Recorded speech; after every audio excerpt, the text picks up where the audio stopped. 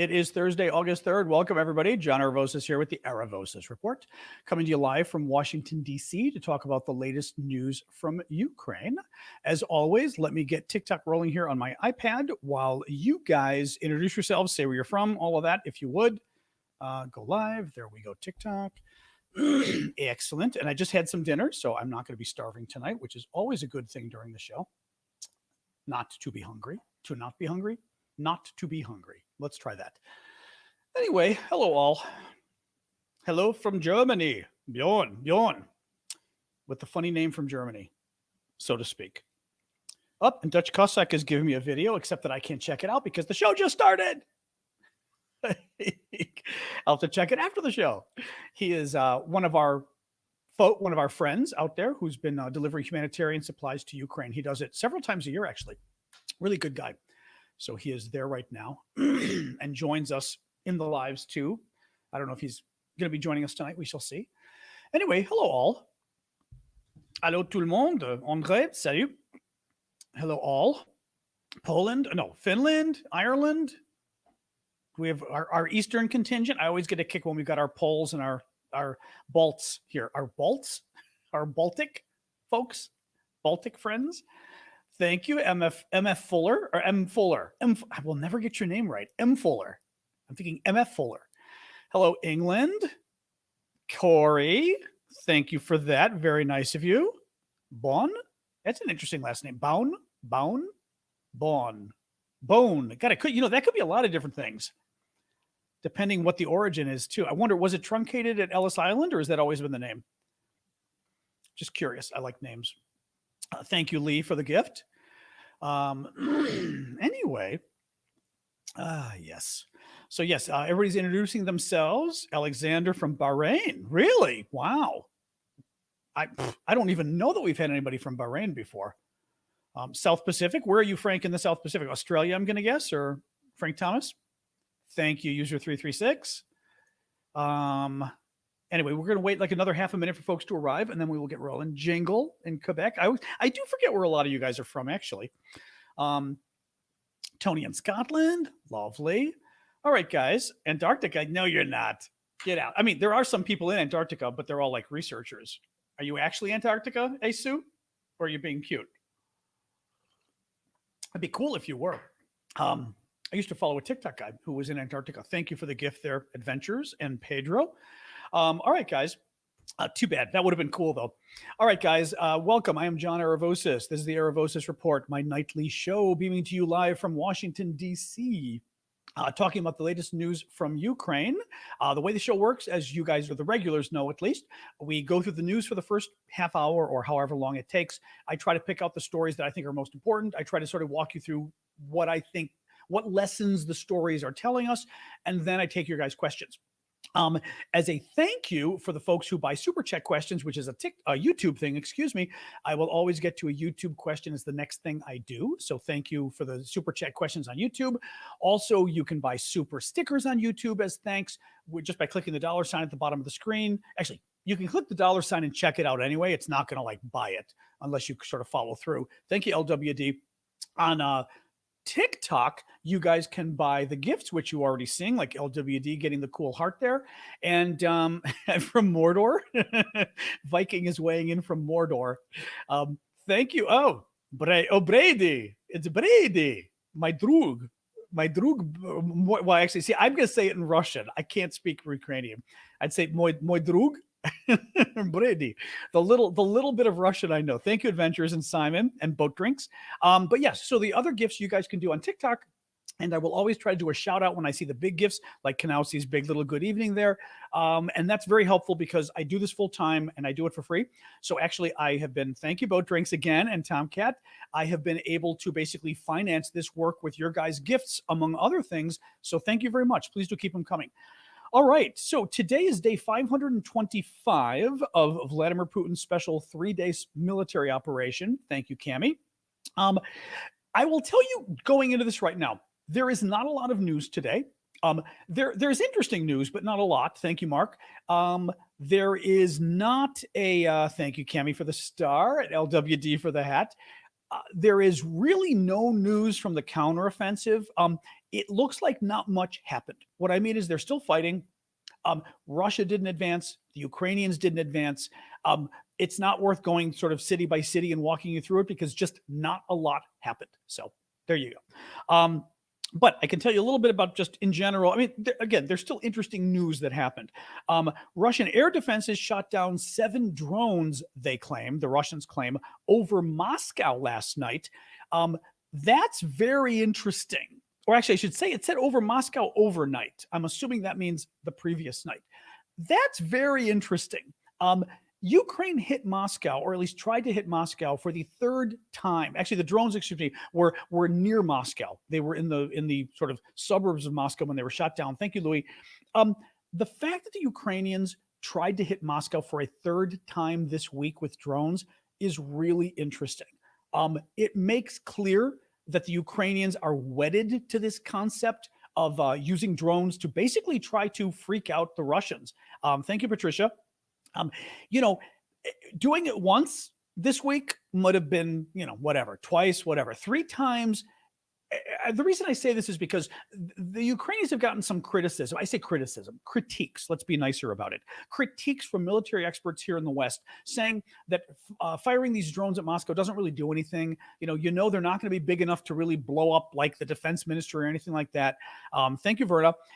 So they kind of feel like they ought to be, the defense experts in the West feel like Ukraine ought to be using these against, thank you, Adam, against Russian military targets, meaning go after ammunition depots, go after fuel depots, right? Stuff that actually helps you directly in the war.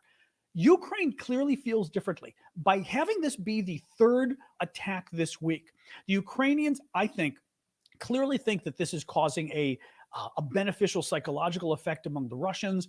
I think the number one effect is making Putin look weak. Now, Putin was already in trouble. The coup that Prigozhin did a lot of things that hurt Putin, right? Thank you, Kanowski. First of all, the fact that Putin had to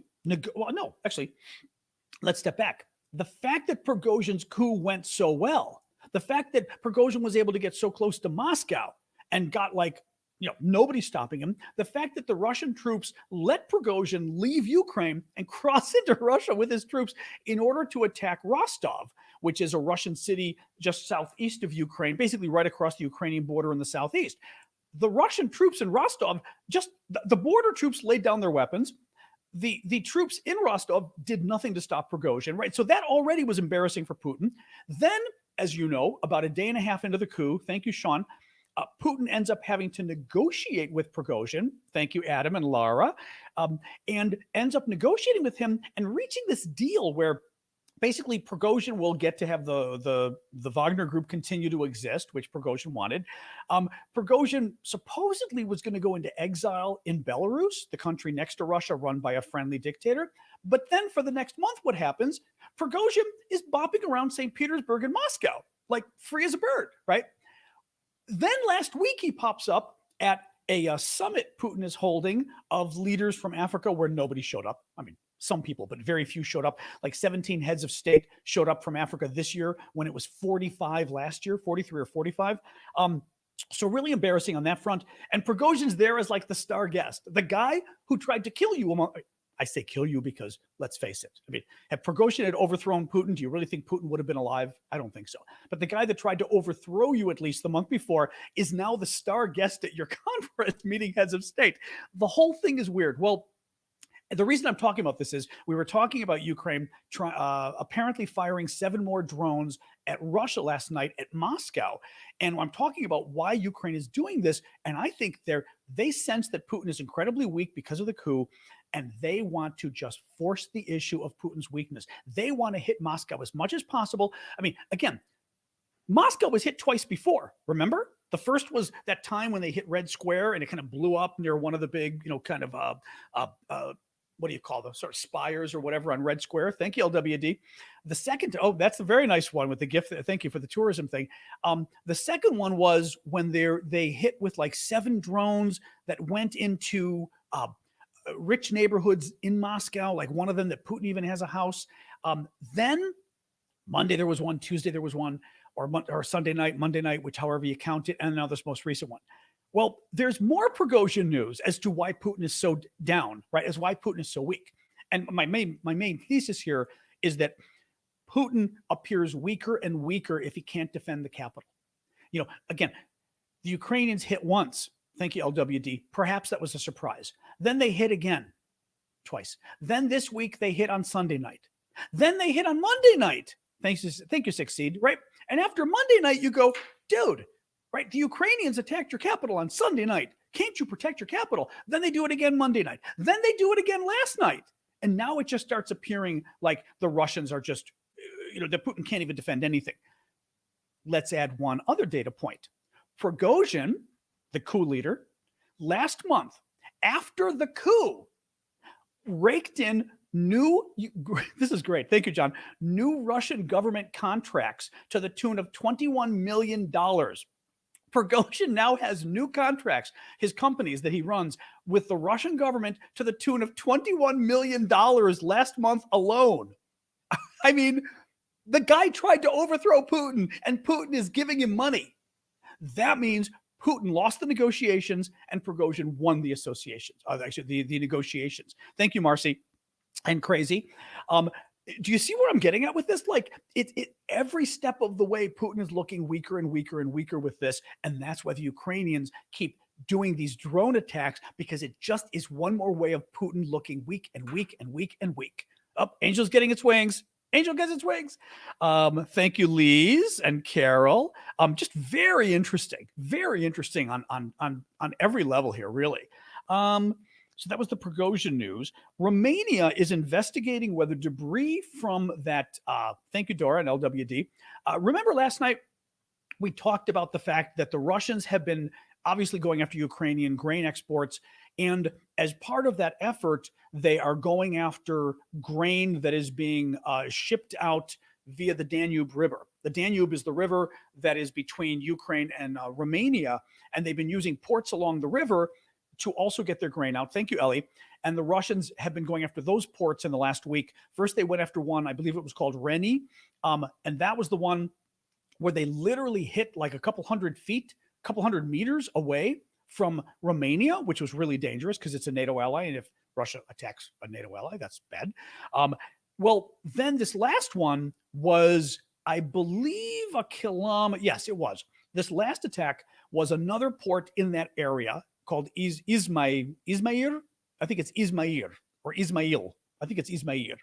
That port the Russians hit, and that one was only a kilometer away from Romania. Thank you, LWD. You're on a roll. I've not seen that one before. That's very cool. Actually, okay. I can tell that's a very nice one. When the gifts linger for a while, I can always tell that's a very nice one. Oh, is it Ismail? Okay, I wasn't sure if it was Ismail. Okay, thank you for that. Bonsoir, Marianne. My friend Marianne is in Paris tonight, just to make me feel jealous, but she's joining us anyway, which is very nice of her. Get me a pain au chocolat. So what happened is, last night the Russians strike again. They hit about, like I said, was it a kilometer or whatever it was from Romania, and the mayor of one of the local towns in Romania says that the drone that was blown up or whatever exploded. Thank you, LWD. That the Russian drone, once it blew up, parts of the drone landed in Romania. Now that would be a problem because that would be, I don't want to say an attack, but it would certainly be an affront to NATO if a NATO country has pieces of, falling munitions, in essence, falling on their country. The Romanians have started to research it. Hold on a second. Jim, I emailed you back. I messaged you back on Discord. You're all set up. Go look at the message I wrote you back on Discord. It shows everything. It shows your membership. It shows your membership level. Your name is yellow on Discord. Everything works. Syndicate, his account's fine on Discord. He doesn't realize it. Go check it out. It is. I wrote you back. Sorry, I'm helping one of the guys because what Jim did, which I very much appreciate, Jim went and got a monthly membership over at our Discord, which was very nice of him.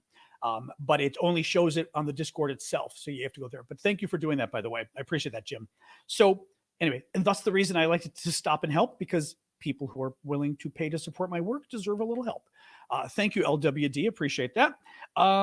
In any case, so the Romanian government's investigating. They haven't found any pieces yet of the debris from the drone, so we don't quite know if it did in fact hit or not. The Russians, this was a really creepy report today, that the Russians are booby trapping their own soldiers' bodies. This, I believe, thank you, Cheryl Moore. This, I believe, was from Sky News today, but I had heard about this story, God, a couple months ago even. Thank you, Mark. So this isn't the first time the story's come out there, but they interviewed a guy, a sapper. Sappers are, which Callum can tell us, our friend Callum, sappers are the men and women who are the ones who go and uncover mines and defuse them, landmines, anti-personnel mines. Okay, very dangerous job. They interviewed a guy named Volodymyr, who's a sapper, Ukrainian, says he was on the front line doing his job when his team found the bodies of Russian troops in an abandoned position. The quote from Volodymyr: "There were 3 or 4 of their dead.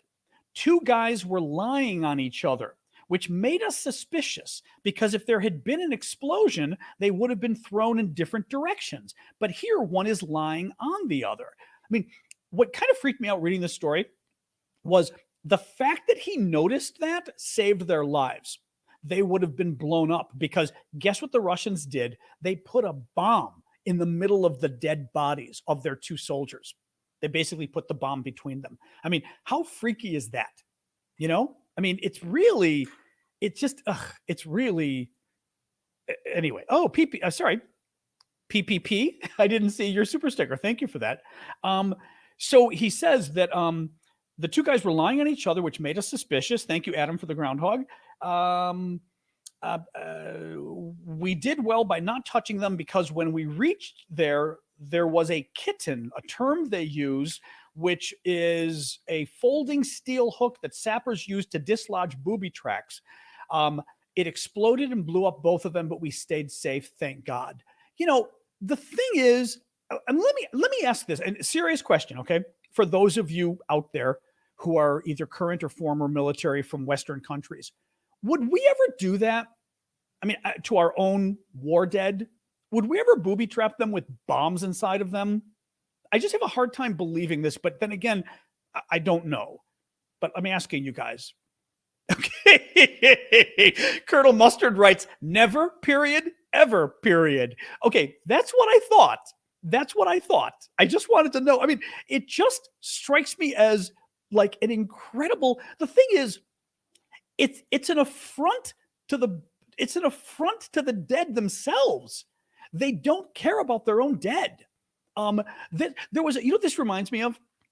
Thank you, Eli, for that. There was a story maybe 2 days ago on CNN, and one of you had brought it up. I didn't really mention it because it was, it was a great story on CNN, but it wasn't worth sort of telling you all. But there was a story on CNN. Yep, Paul is saying no way as well. Chris is saying no way in the American military. Okay. But what the story was about 2 different things. They had, maybe there were 2 stories. One was a Ukrainian soldier who was,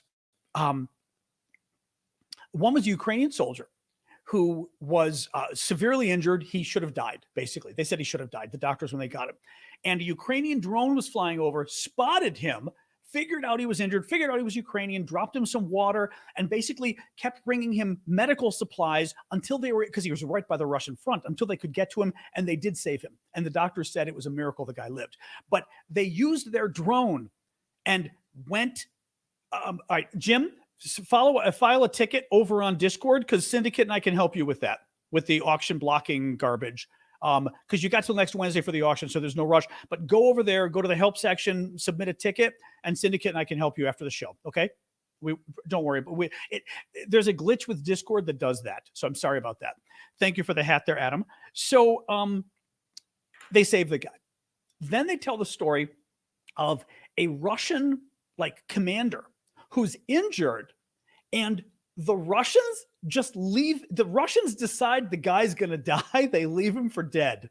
Well, the guy doesn't die. The guy's not dying. The Russians just left their commander to die. The Ukrainians get him, and the Ukrainians immediately start giving the guy healthcare, wrapping him up, taking care of him, the whole deal. And the Ukrainian soldier who did it said, look, I have no desire to save these people, but he said, I've got my orders, which I thought was very interesting because that was a very professional answer to give. I've got my orders. And he said, and I've got friends that the Russians are holding. And I want, every Russian soldier we get who lives, we can trade for a Ukrainian soldier they've got who lives. But what was interesting to me was that the Russians just abandoned their commander and left him for dead because they just presumed he was dead or going to die and they didn't care. And that is why you don't do the booby traps because there is and we've seen this from the beginning of the war. Actually, from the beginning of the war, we saw this about the Russians not even caring about their own men. They didn't bring adequate healthcare supplies for their men at all. There was a story. I've told you guys this before. There was a story at the beginning of the war, not a story, overheard intercept of Russian troops talking to each other when it was winter and they were freezing. And they were saying how this is because remember that first month was February, March. So they're freezing. Something like 300 men in their unit had frostbite on their feet. And the doctor had nothing to help them. All he had was bandages for 150 people. And that's literally all that he had inside of his kit, his medical kit. That was it. Bandages for 300. And he said, bandages? What was that going to do? We got frostbite. They didn't bring enough medical supplies because A, they assumed they were going to win, but B, they don't really care about their troops. We don't leave anyone behind. We even don't leave dead bodies behind if we can help it. They don't. All right. A little bit more. I wanted to just tell you guys this really quick. So somebody brought up last night, I think, or the night before, about Ukraine's domestic arms production. And I told you I had read an article in the New York Times about it. I went and found the article. Just a quick summary. There isn't a lot of meat in the article because they're basically the Ukrainians don't want to give the Russians all their secrets. But what I was able to find that was interesting is it says, Ukraine's nascent weapons industry produced twice as many mortars and artillery rounds last month than it did for all of 2022, said a top government official. So that's interesting, right? More than that, who knows? But Ukraine itself is trying to develop their own domestic industry in addition to getting things from the West, which is good. Now, I will give you guys a quick pitch to support my work. As I said, I do this full time. Been doing it since the war broke out. And the way I'm able to afford doing this is with your guys' gifts, the gifts on TikTok, the gifts on YouTube, Twitch, all the rest of you, which I very much appreciate all of you. But one of the ways to help out, which is even more effective and efficient for me, thank you, Jay Smith, or any of the creators you guys follow out there actually, is thank you for sharing the live, Mustard. I didn't know that was even something that could be done. It says Colonel Mustard shared the live. I'm like, oh, thank you. But one of the ways you can really help is becoming a monthly member. Now, that is a way that basically you're able to give a monthly donation to the creator. There's a number of ways to do it. On TikTok, you can use the live subscriptions, which is the SNN. As you see people with SNN next to their name, Webadeb, Callum, Jay Smith. Those are the monthly subscribers on TikTok. They get to join me on the weekends, Saturday mornings. We have a live show. Try to do some other actually I have to do some more shows for you guys anyway, but they're supporting my work. The other way on TikTok you can do it is by Ko-fi. Now Ko-fi works a little bit differently because Ko-fi is simply going to give you a monthly. Well, Ko-fi works a little differently. If you do Ko-fi, you won't get the benefits on TikTok, but you will get the benefits on Discord, and you'll be able to join our Discord community and be a VIP. Access again to the Saturday show, which you get, but also access to our VIP auctions, which is very cool. Ko-fi, you can find, thank you, Marcy, via my profile on TikTok. Click the Linktree link in my profile, and the very first thing that comes up is Ko-fi, Ko-fi. Check it out. That's how you can become a monthly member. It would help me out a lot. For you guys, obviously, you can use Ko-fi. You can find the link at the bottom of the screen. Also, YouTubers, as I said, can do the monthly membership subscription on YouTube. That's a new function YouTube has. They let me set it up about a month ago. And basically, you go to the bottom of the comments, you click the $sign, and you'll see a number of things come up: subscriptions, super chats, super stickers. You can do any of those, or memberships. I think it says memberships. Click memberships, and it shows you the 3 membership categories. Again, that will link to Discord. A little bit of jiggering you got to do on Discord, but it links to Discord, gives you access to our VIP auctions, gives you access to the Saturday show, which I beam via Discord as well. But most importantly, honestly, any of these things you guys do help me because it gives a monthly donation, and a monthly donation is helpful because it means I don't have to hit you up as much for the gifts during the lives. Anyway, if you can help out, I really appreciate it. The other way to pull all of this up is just go to aravosis.com, my last name, and you'll find the Ko-fi. Discord is difficult. My Discord, by the way, is discord.aravosis.com. The link in the link tree, the link on aravosis.com doesn't work for whatever crazy reason if you're on TikTok. But in any case, check it out, guys. Thank you for that. Little more news. Almost half of the Ukrainians who were kept in Russian pretrial detention centers during the occupation of Kherson were subjected to torture, in particular sexual violence, according to a new report by a human rights group. Let me just thank here, LWD, thank you for the gift. Marcy, Royce, let me look, a couple more here. Is it Jay Smith? Because I did see a couple of those when I was talking, the gifts came up. I just was on a roll. I didn't want to stop. Okay, I think I got you guys. All right, thank you for that, for all the gifts. So Moscow, this was interesting. This is actually, no, not my last story, close to the last story. A Moscow court fined Apple. Thank you, LWD. Oh, and thank you, Sally. Sally just became a new member over on YouTube. I forgot to mention that. What it also gives you on YouTube, at least, it changes your name color to green so that I know, other members too, that you became a subscriber. So Lori, for example, Laka, Lori again, Lori and Laka are having fun commenting. But you see what I mean? Like, you can see other people's names, and it means that they're the monthly subscribers, which is nice because it's just Karen, Sal, or Susan. It's nice because it also lets me know, even though I don't say it all the time. Every time I see the name, I know, and it's just kind of nice. So thank you for doing that. I appreciate that, Sally. Thank you, Magical, as well, over on TikTok. So a Moscow court fined Apple, thank you, Nicola, 400,000 rubles or 3,300 pounds, which is around, 3,000, well, it's almost the same. I always forget. 3,300 pounds, would it be $3,000 or $3,500? I always forget which way it goes, but in that ballpark. And thank you, by the way, for the motorcycle, LWD. You're being very generous tonight. I mean, everyone's being generous, but thank you for that. That was another very nice gift. Thank you. $4,000, Callum says, okay. By the way, $ in America goes before the money, but otherwise, thank you for that, Callum. Thank you, Adventures, as well.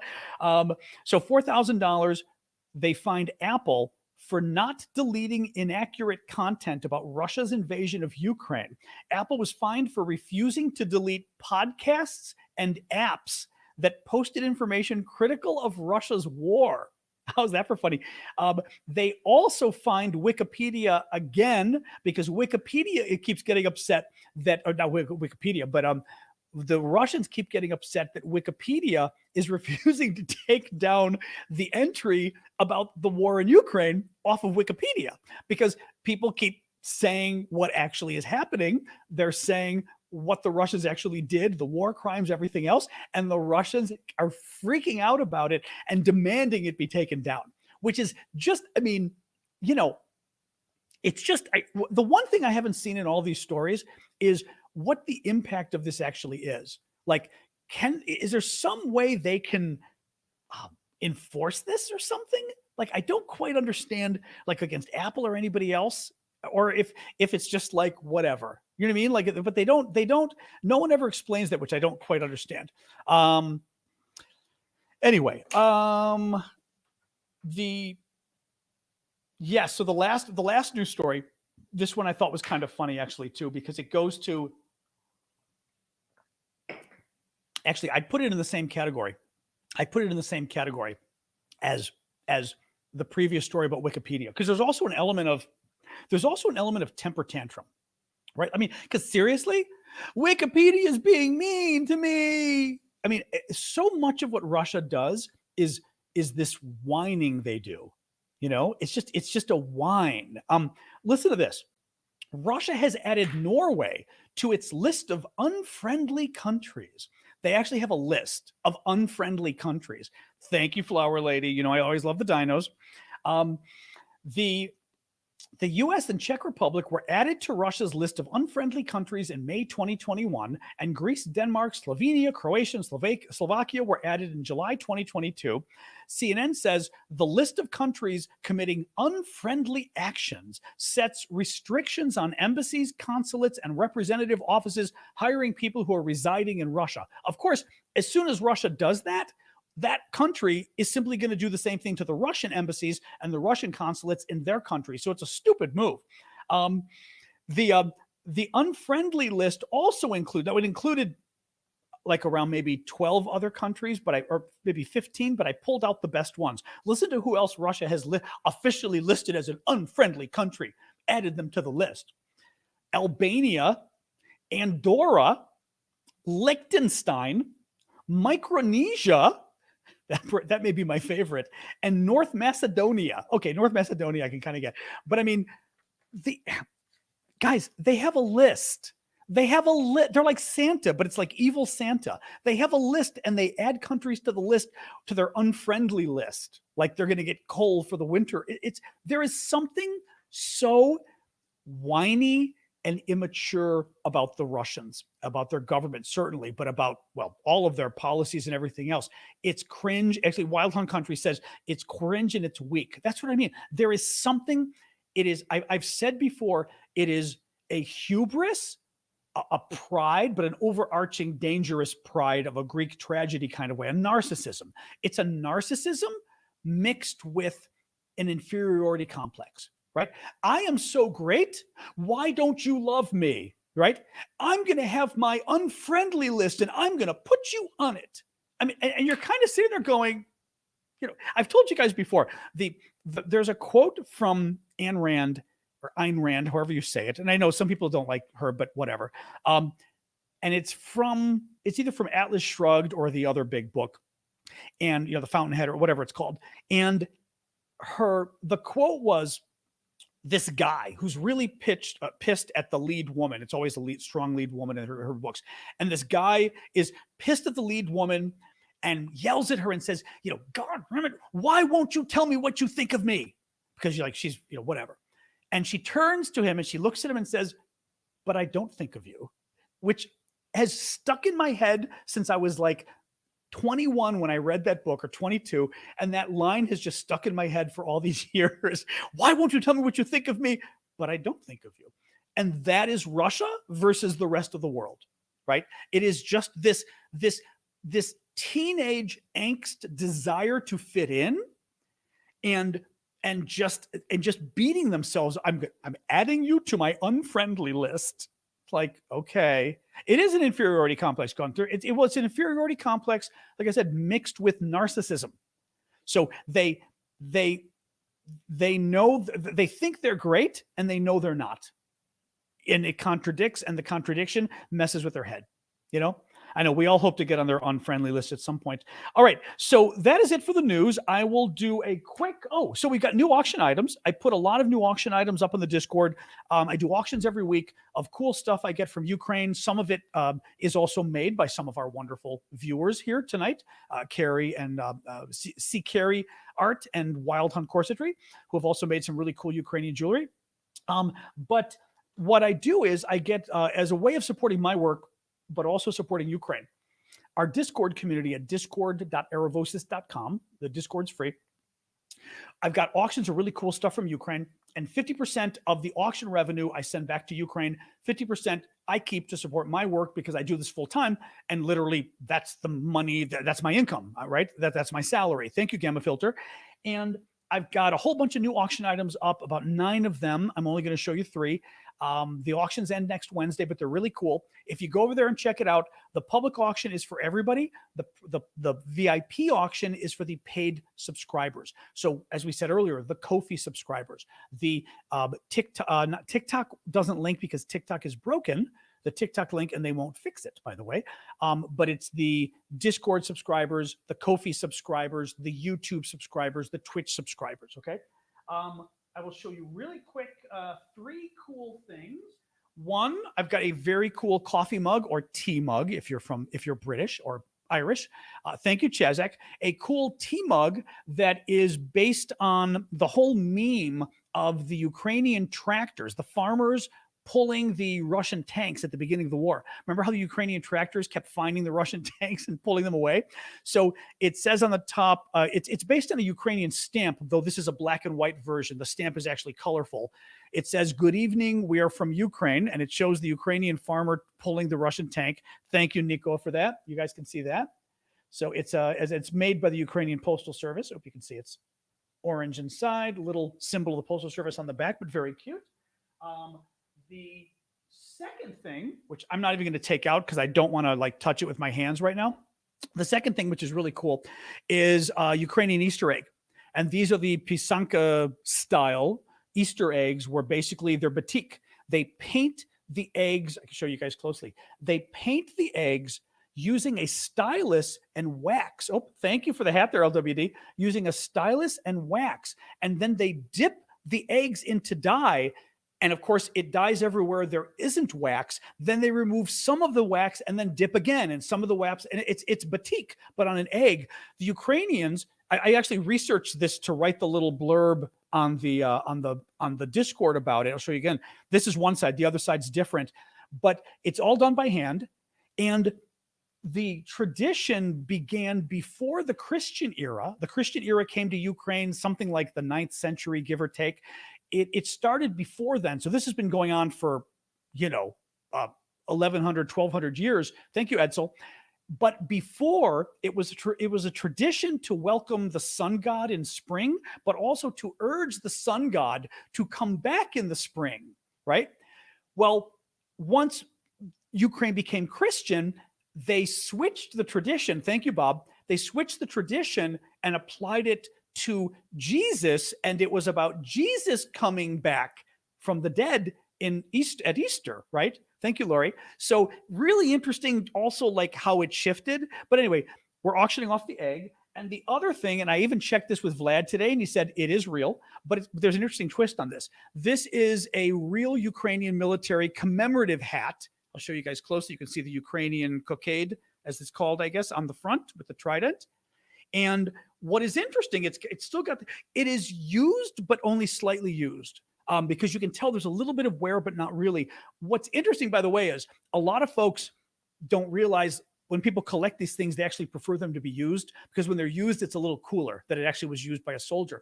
Now, what is interesting about this one is it's got the tag inside still and it says the factory it was made in Odessa, but the writing says Odessa is spelled in Cyrillic, the Ukrainian language, Odessa. Odessa is the Russian spelling, not the Ukrainian spelling. And I asked Vlad about this, and Vlad said, is there any chance this was actually a Ukrainian military hat during the Soviet years? Because Ukraine was part of the Soviet Union. And Vlad looked it up and said, I think it probably was. Now, again, it's one small piece of evidence, the spelling, but it is interesting that the tag says Odessa, which is the Russian spelling, but it is a Ukrainian hat. But kind of interesting to me. Dajbog. Oh, Dajbog. Yeah, the sun god. Yeah, I actually have the stamps. Different name for him though. The sun god. I've got a different name for him. Tulekivi, because I've got the stamps actually that I'm going to auction off at some point again. They're really cool, but I forget the guy. Lada. His name is Lada. Is either the guy or the girl, and I forget. In any case, we're auctioning off the hat too. Do go check it out. Well, I know they speak Russian in Odessa, but I was curious as to how they, like, whether the Odessians spell it as. Actually, there's a good question. Thank you for the gift there, the LWD.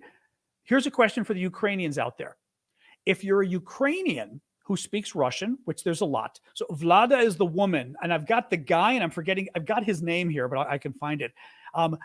If you're Ukrainian who speaks Russian, typically, would you spell Odessa the Russian way, or would you spell it the Ukrainian way with one S? Right? I thought it was an officer's hat. Thank you, user 336. That's what I thought it was. But just kind of curious, right? Which one that is. Lada's the car. That's why I was thinking Lada. You're right. It's Vlada. Yeah. So you would spell it the Russian way. Okay. So it's possible that it's actually post-Soviet, but it's still spelled the Russian way because it was a Russian language factory that created it or whatever. Interesting. Is there a sensible point to that question? Yes, because you're leaving us. Bye-bye. Bye-bye. Do your thing, Ash or Callum. Like, that guy's, thank you. Kenneth. Thank you, Kenneth. Kenneth says, because it's Friday. It's Thursday, Kenneth, but I'll take it anyway. Although depending where you are, maybe it is Friday, actually. Oh, you're in Norway. Oh, it is Friday in Norway. All right. You win that argument, Kenneth. Sorry. Kenneth is in Norway and wrote, because it's Friday. And I said, it's not Friday, it's Thursday. But in Norway, it is Friday. I'm assuming it's got to be 12:30 or 1:30 in the morning. Sorry. So Kenneth said, because it's Friday and you are an awesome dude, thank you. And the Russians put Norway on the unfriendly list. Didn't bother us Norwegians much. It was barely in the news. Thank you for that, Kenneth. That's actually very funny. I was curious about that, actually, whether it was a big deal and whether Norway even cared. I mean, to some degree, there's an element of, thank you, right? That so 0:43. Okay, so it's 1:45 in the morning in Norway. That's very funny because it's Friday. That makes me laugh, actually. Friday. Too funny. All right. Let's do questions, guys. So yeah, go check. All the auction stuff you can find at our Discord, discord.aravosis.com. The Europeans are night owls. Yep. Oh, Finland too. Oh no, is that Finland? I'm forgetting. Wait, help me out. Or is that Norway? Thank you, LWD. I am not good at your guys' flags. The blue flag with the yellow, that's not Norway. That's Finland, maybe? Kare? Oh, that's Finland. What was yours, Kara? The blue with the yellow cross. Thank you, Rage. That's Sweden? Oh, Jesus, I should know that. Oh, right, because Sweden is the same colors as Ukrainian. Oh, my God. I've even been to Sweden twice. I totally forgot about your flag. Sorry. I should know that. My Swedish friends are going to be pissed at me. Sorry. It's really hard as an American because you guys know all the flags of Europe. And for us, it's like, it's very confusing. Annie says, are you up for a federal jury summons in DC? Sorry, Annie asked a super chat question, and I always have to answer the super chat questions. I suspect I would be kicked off a jury by the Trump people, would be my guess. Also,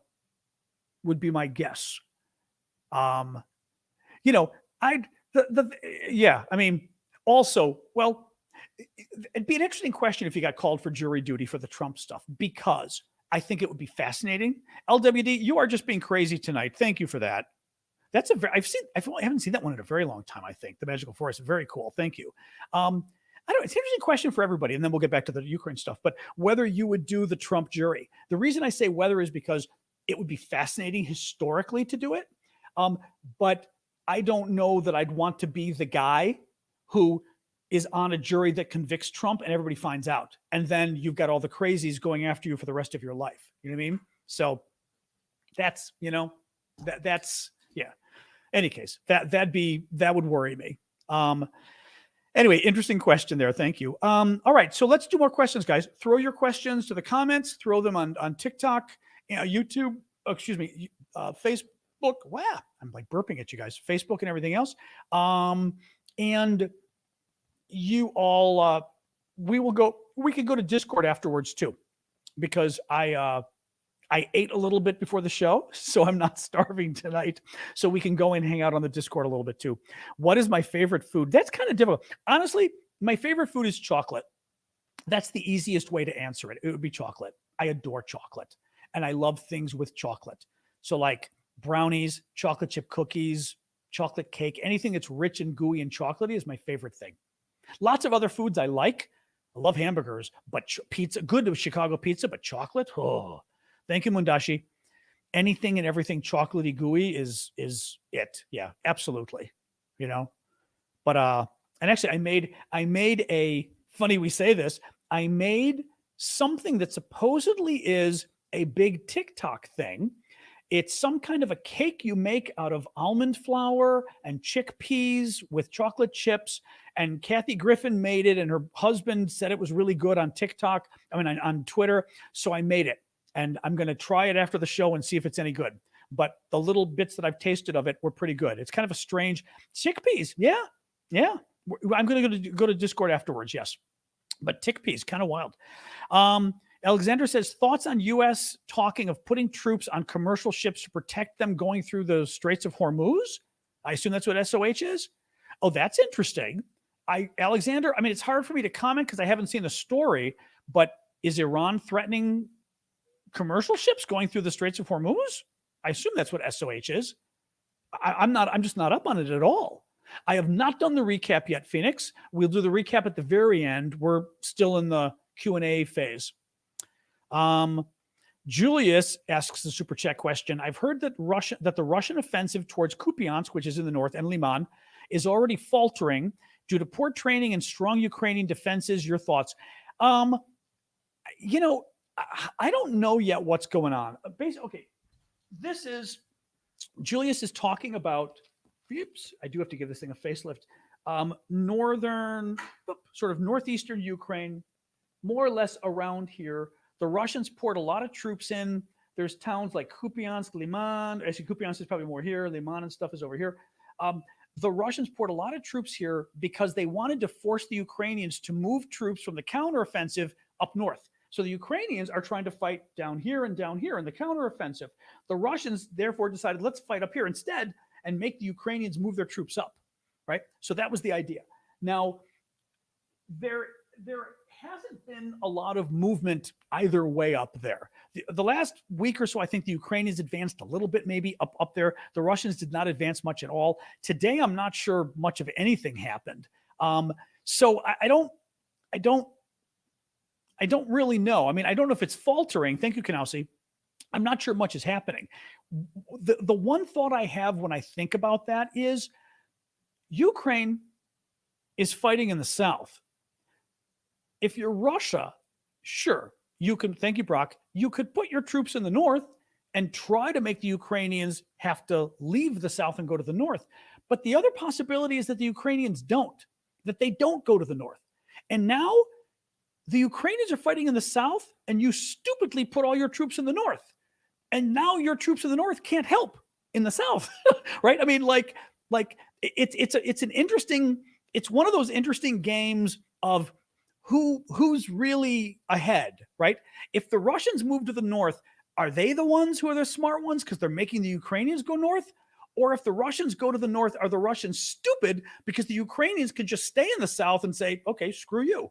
We'll just keep fighting in the south. And guess what? You're fewer troops helping down here. So like, which one is assuming, you know what I mean? Like which one's being smarter here? I don't know. It's very interesting. Anyway. Oh, hey, Perth. Nice to see you there. Anthony, is Belarus going to be trouble for Poland? Institute for the Study of War, big defense think tank here in DC, they do not think that Belarus is posing much of a threat for Poland or Lithuania. Belarus, you may recall, is I'm knocking my Ukrainian hat over, my officer's hat.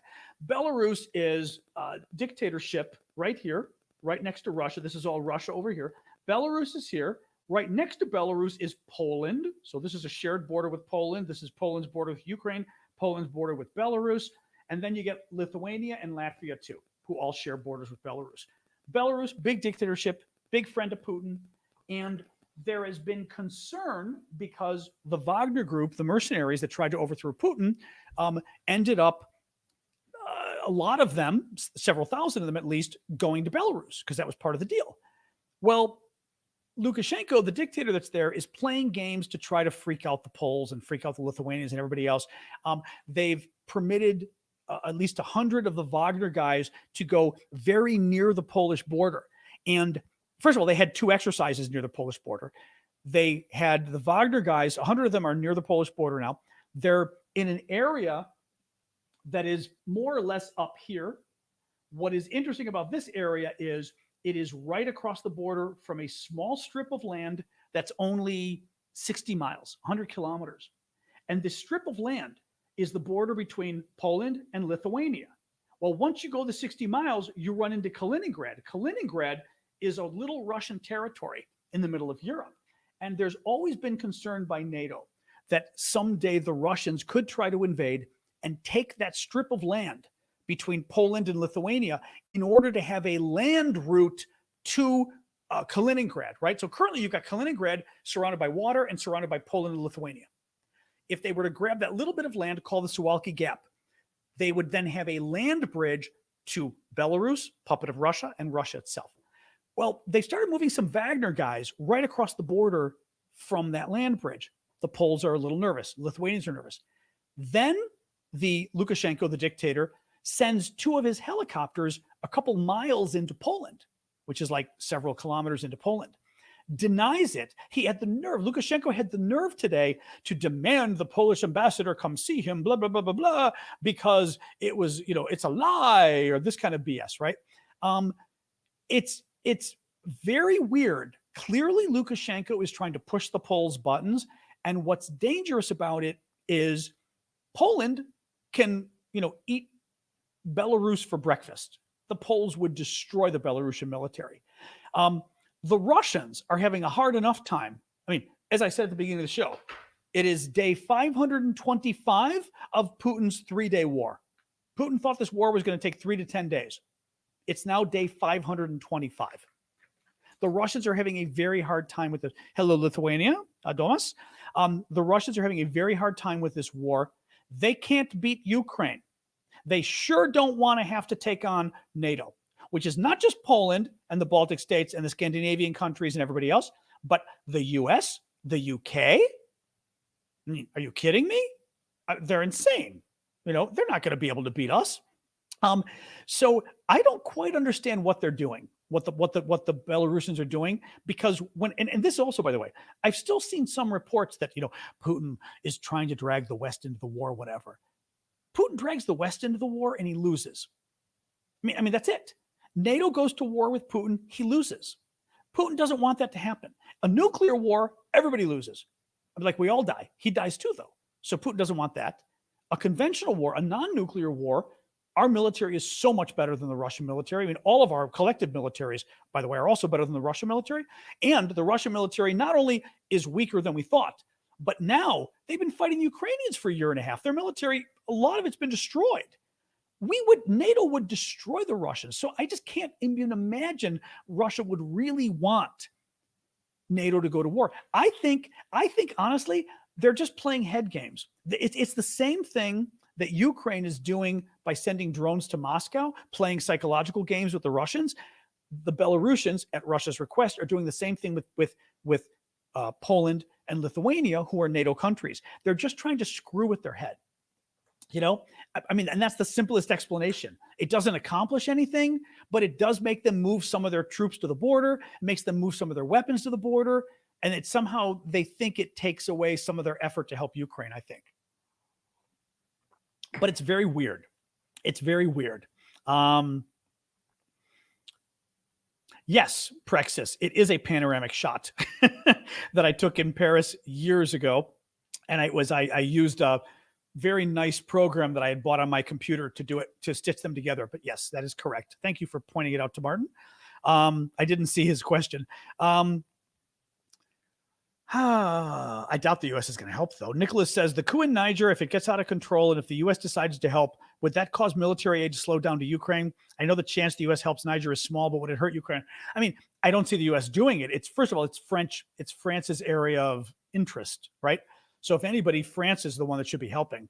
I don't think you're going to see the U.S. doing it. I think very much because of our work with Ukraine, we don't want to take on another military commitment because Ukraine is too important. And I'm sorry, when it comes down to it, Niger is a hell of a lot less important than Ukraine, right? In the battle with Russia.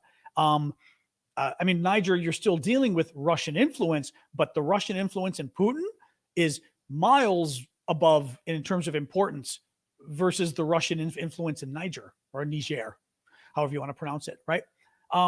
So yes, if we were to get involved militarily, it would cause problems. I mean, that would start to tax us a lot more. Yeah, I think it would, which is another reason we also wouldn't do it for that reason. But I think when it comes down to it, it would be the French who do it.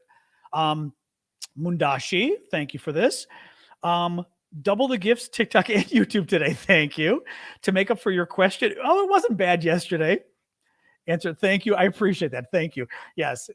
Well, what's the, it's like the New York song. You're so nice. I answered it twice. So there you go. My riff on the New York song. But like what, a city's so nice they named it twice or something like that. New York, New York. Do you think Turkey will arrest Putin? No. And if he goes to Putin, they probably wouldn't arrest him, which would be a really bad signal to send. So I really hope this whole talk of Putin going to Turkey doesn't actually happen, because I think that's bad. Interesting. So Mike is saying U.S. to deploy Marines on commercial tankers to deter Iranian seizures. The U.S. is preparing to deploy sailors and Marines aboard commercial tankers transiting the Gulf. Interesting. I mean, good, but interesting. Very interesting. I had not seen that today. Yeah. Do the Ukrainians have any air defenses around Odessa and the Danube area? Danube, I doubt it. And Odessa, some, but not enough. Seems like Russia hits everything they throw at those locations. That's the problem. For example, you've got Patriot missiles. Ukraine up to now has only had 2 batteries, meaning the large, because the Patriot missile system is like 4 or 5 parts. So the whole system, they've got a lot of individual missiles, but you need the system to fire them and to, lock on and track and everything else. One at least is in Kyiv. We don't know where the other one is, but they only have 2, right? So what do? They could move it down to Odessa, but then it's not defending wherever else it's defending. So that's, I mean, they only have so much of that. And then the other stuff isn't as good. Now, I don't know sort of what the ranking is of all the stuff Ukraine's got for anti-missile systems and how well they work against the various missiles and the drones and everything else. But I know that was the big problem with Odessa, was they just don't have enough anti-aircraft or or air defense, if you want to call it that, systems. And the Danube, forget it. I can't imagine anything down there by the Danube. They could try to, I mean, they can try to move some, but also hitting drones isn't very easy anyway. Thank you, Timothy Larry. Hitting drones is not going to be terribly easy. Oh,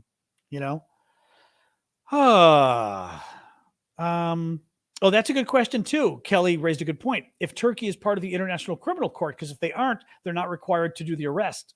Good point. Good point. It still looks bad if a NATO country has him coming and they're like letting him kind of come and go. It just still looks bad. Thank you, Joanne, for the superpowers. Yep, Carla says they are not a member. Okay. Of the International Criminal Court. Interesting. Okay. But I still think it just looks really bad, I saw that, Otan. Yeah, Otan Bot is saying that Russia is targeting Kazakhstan with an online recruiting campaign for its army, offering immediate payments and monthly wages. The Kazakh government, traditionally a close ally of Russia, hasn't supported the invasion of Ukraine and has advocated for peace. Very interesting. Yeah, and I guess it's the amount of money they're offering is a decent amount of money too. But it also shows you the position they're in, that they're having to go into like neighbor. Remember, they were doing this in Serbia with the Wagner group. They were advertising the Wagner guys in Serbia. I mean, they're trying to sort of, a little bit of desperation going on there.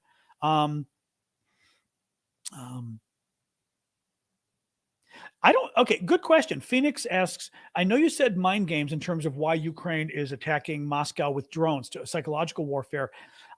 What's stopping them from using missiles? I don't know that Ukraine has a missile that can go that far.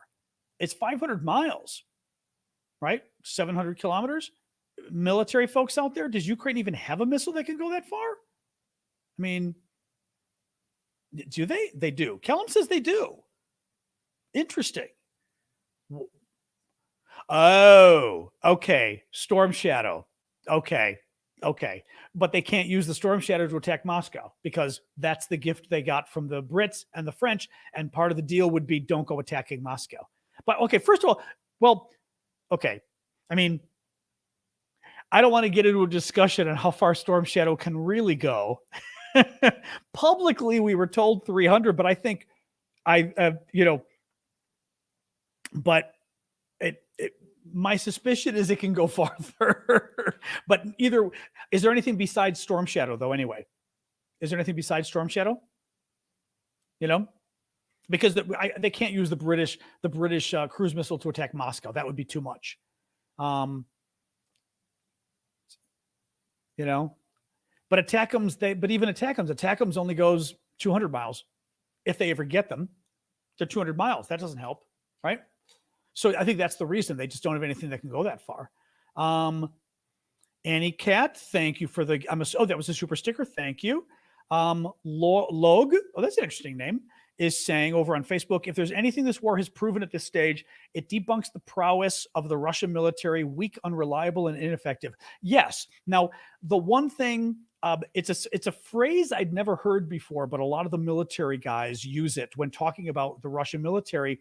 And I forget, was this Stalin who said this or whatever? The quote was, quantity has a quality all of itself, or of itself. And the point is that the Russian military is so big and has so much artillery and so many men in principle that it gives them there's a quality to it, right? So that the Russians are able to just cause a lot of damage because they're so big, even if they kind of suck at this.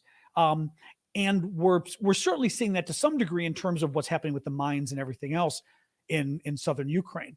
But yes, they're certainly less effective than we thought. Their weapons seem to suck. Their training seems to suck. Their troops aren't very good, but there are a lot of them and they still have a lot of bombs. So they're able to cause a lot of damage anyway, Okay, guys, stop. Okay, I don't know what the fight was over, but all right. Ash, if he deserved to be muted or blocked, I'll believe you. I wasn't following it, but okay. Thank you, Vicky, for that. All right. What else we got, guys? V. Oh, Tonka. I know you. Thank you, Tonka. I saw V. I'm like, who's V? I know Tonka. Thank you, Tonka, for becoming a new member on YouTube. I appreciate that. That's my thought. Christopher Green is saying over on Facebook, any weapon Ukraine has that could do any kind of major damage to Moscow is contracted to only be used in Ukraine at this moment. That would be my thought. There's no way that the Brits or the Americans want one of their missiles like literally blowing up the Russian Ministry of Defense or something. That would just be too far. I mean, it's unfortunate in a way, but I understand why it is. That would just be too much. Yeah, I agree with you.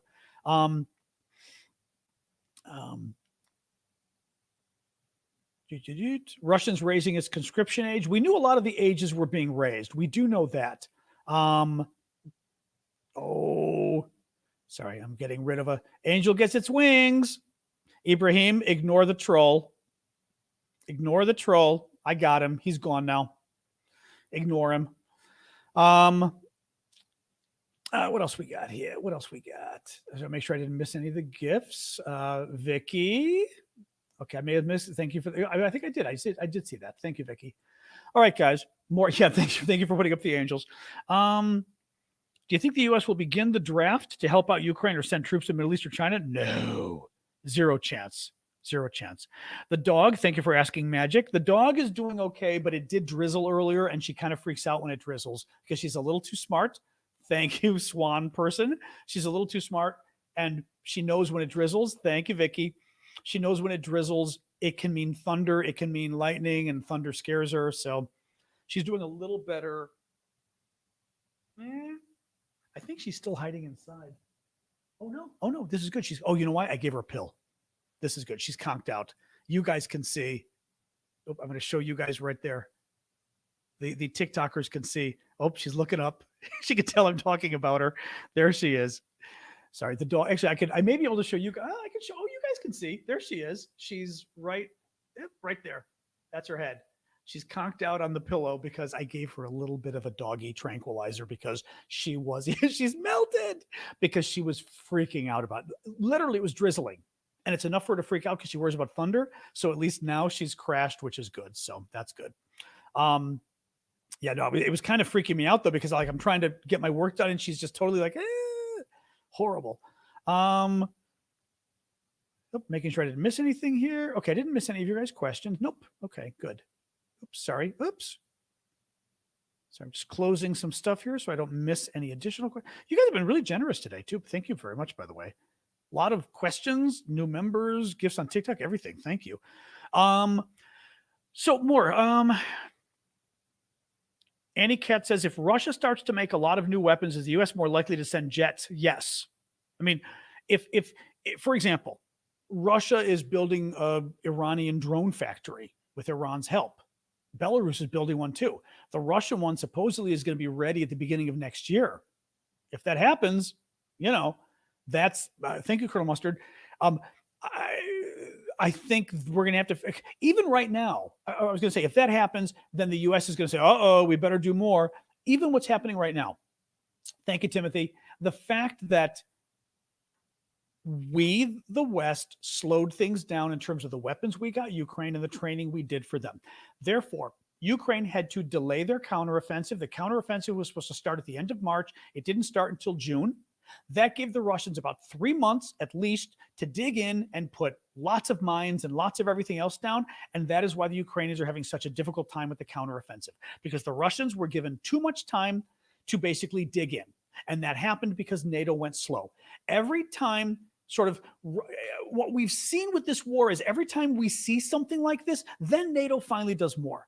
And I feel like we're now going to see NATO do something more in terms of what we give Ukraine, because we're going, gosh, this is really hard, this counteroffensive, as though, we couldn't have figured this out beforehand, that it was going to be hard. So, yeah, I mean, every time something is difficult, we then give them more rather than in advance saying, let's just give them more and get this over with.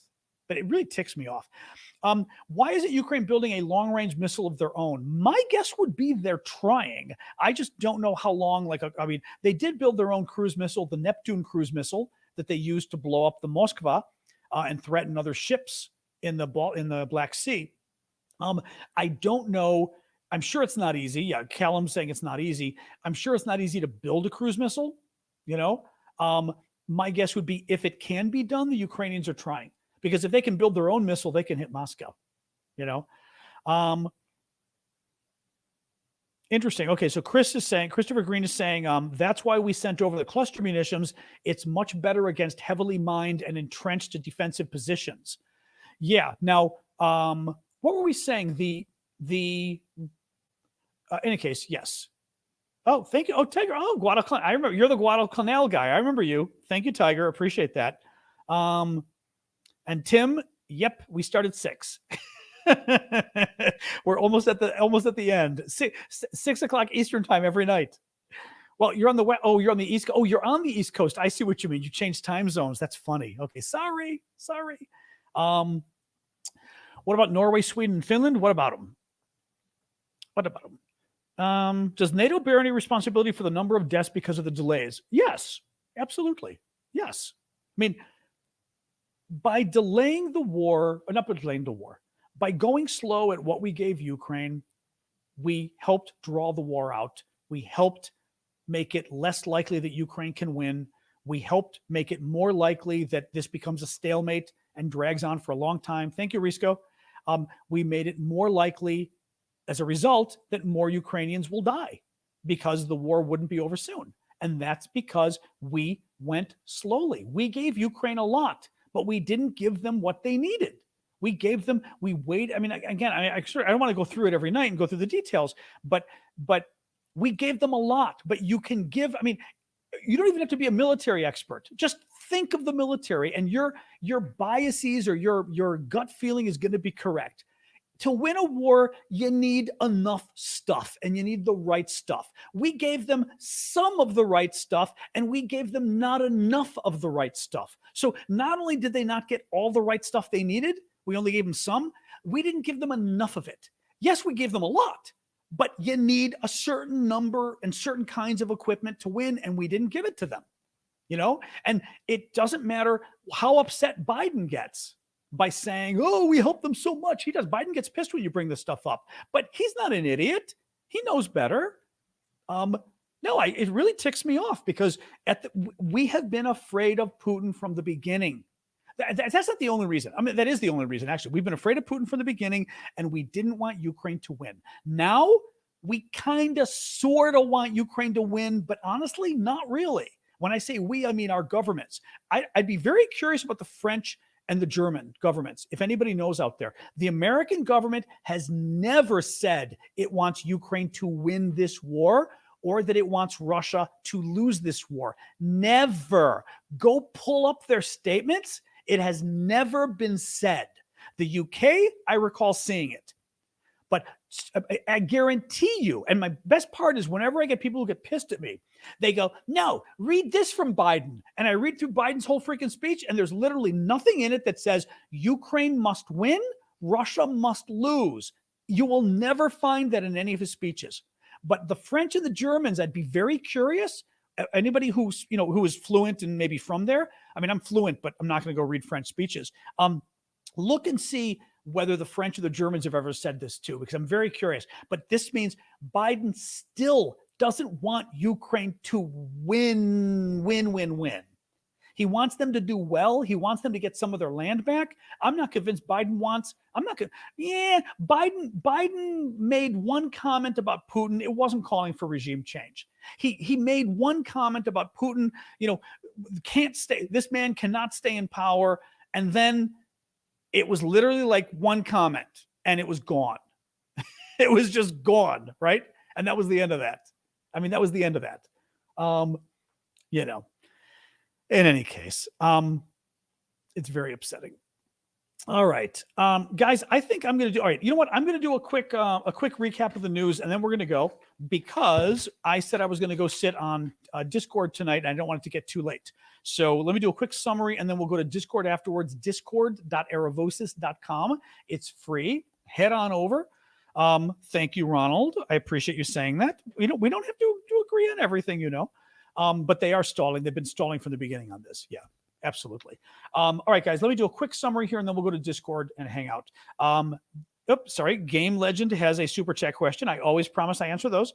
Do you think if Ukraine loses, we've achieved our goal of stopping other countries from being aggressive? We have certainly sent the message to China that we're willing to spend a lot of money and a lot of weapons to cause a lot of pain, and economic pain as well. So part of the lesson has already been taught. Yes. The problem is Putin, Russia itself will not have learned the lesson if it wins this war. Thank you, Turtle. Russia itself will not have learned the lesson. So Russia is going to be more antagonistic and more militaristic if they win. Also, if you're China or somebody else, you still look at it and go, yeah, it was painful, but in the end, Russia won, assuming Russia were to win, right? It's painful, but they won, right? So I don't know. It's a good question, Game Legend. I mean, clearly some of the lessons have been taught, that the West is much more cohesive than we thought. They're willing to do much stronger sanctions, economic sanctions than we thought, and willing to give a lot more military support than we thought. Yes. So if I were China already, I'd be going, thank you, Turtle, again. So I think, yes, some of that's already been. Yeah. But I think it's still a mixed bag to some degree. Tim W says there are 2 points worth considering on giving Ukraine. We need enough to deter China and Iran. Every technology we send to Ukraine will be observed by our adversaries. Yes, of course. Yeah. James says on Facebook, do you think that they're dragging out the war in order to deplete Russia's forces a lot more before they really amp up and help Ukraine? I don't think so. I think Russia depleting its forces is an added benefit of helping Ukraine. It certainly is. It's certainly a reason to help Ukraine, because it's actually one of the main reasons. Ukraine is fighting our war for us. Russia is a big threat. Russia is one of the biggest threats we face. China is bigger in the long term, but it's Russia. I always say I think it's Russia, terrorism, Iran, nuclear weapons, and China in terms of like big strategic threats over the coming years. Russia's more of a short-term threat. China's more long-term, et cetera. So Ukraine is certainly helping us do that. But I think somebody like Biden would get pissed off if somebody in his administration told him, let's give Ukraine fewer weapons because it'll drag the war out longer and they'll kill more Russians. I think Biden would turn around and go, yeah, and that'll kill more Ukrainians. Like, he'd get pissed off at that. That'd be my guess. So I don't think so. And by dragging it out, we've made it much harder to beat the Russians. The Russians have been able to dig in so much more. So if that were the plan, I don't think it's working, All right, let me keep going here, guys, because I want to get over to the Discord. Day 525 of Putin's 3-day special military operation. I'm doing the summary of the news we covered tonight. Russian air defenses shot down 7 drones over a region to the southwest of Moscow overnight. Ukraine attacked again. Okay, no problem, James. Prigozhin is riding high. Companies associated with Yevgeny Prigozhin, the coup leader, signed state contracts worth at least 2 billion rubles or $21 million within a month after his rebellion.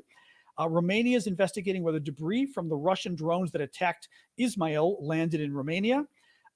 Thank you, Turtle. The Russians are booby-trapping their own soldiers' dead bodies in order to blow up Ukrainians. Insane. Ukraine's domestic ammunition production has increased significantly since last year. Almost half of the Ukrainians who were kept in Russian pre-trial detention centers during the occupation of Kherson were subjected to torture, in particular sexual violence.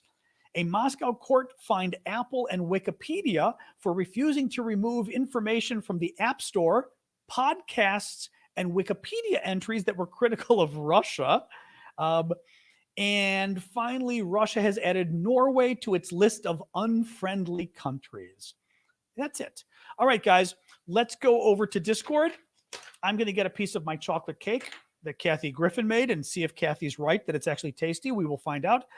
Meet me over on the Discord, discord.aravosis.com, and we'll just hang out for a bit. We just shoot the bull. We talk about we actually usually don't do Ukraine and stuff. We usually go and just shoot the bull, like hang out and talk about food or whatever. So go join us, discord.aravosis.com. When you get there, you got to click the accept the terms, blah, blah, blah, and then look in the upper left for John's after party. We will be in the after party.